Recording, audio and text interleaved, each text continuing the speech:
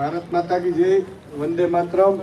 લગભગ છેલ્લા 4-5 દિવસથી જે રીતે ગોંડલને બદનામ કરવામાં આવી રહ્યું છે, જે રીતે સમગ્ર સૌરાષ્ટ્રને બહાર બેઠેલા લોકો જે રીતે ગોંડલને અલગ નજરથી જોવે છે, જે લોકો ગોંડલને મિર્ઝાપુર તરીકે સંબોધે છે, એવા આવારા તત્વોને એવા ટપોરીઓને અહીંથી ગોંડલના 18 વર્ષના લોકો તરફથી ને ગોંડલના યુવાન તરીકે એવા ટપોરીઓને હું જવાબ આપું છું કે ભાઈ ગોંડલ ગોકુળિયું ગોંડલ છે સર, ભગવતસિંહનું ગોંડલ છે અને ગોંડલની અંદર તમામ સમાજના લોકો 18 વર્ષના લોકો એક થઈ અને રહે છે। ભવિષ્યમાં પણ ગોંડલની અંદર કોઈ પણ જાતના જ્ઞાતિ જાતિના વાળાઓ છે નહીં। ગોંડલ ટીમ ગોંડલ તરીકે ભૂતકાળમાં કામ કર્યું છે। ભવિષ્યની અંદર પણ ગોંડલના પટેલ સમાજના વડીલો, ક્ષત્રિય સમાજના વડીલો, 18 વર્ષના લોકો સાથે રહી અને મજબૂતાઈથી ગોંડલની અંદર રહેવાના છે। એની ગોંડલના દીકરા તરીકે આપ સૌને હું ખાતરી આપું છું।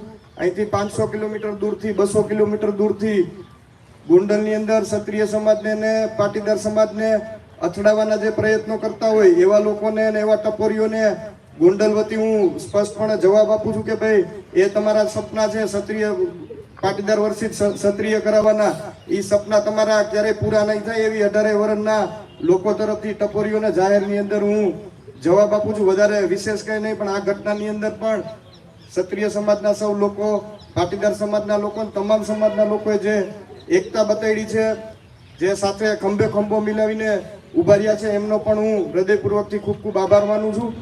અને વિશેષમાં કે ભાઈ જે કેસો થઈ ગયેલા છે એની પણ આપ સૌને પટેલ સમાજ વતી અને દરબાર સમાજ વતી ખાતરી આપું છું કે ભાઈ એનું પણ આવનારા સમયમાં હાઈકોર્ટની અંદર સુખદ સમાધાન થઈ અને યોગ્ય રસ્તો નીકળી જશે એવી આપ સૌને હું ખાતરી આપું છું।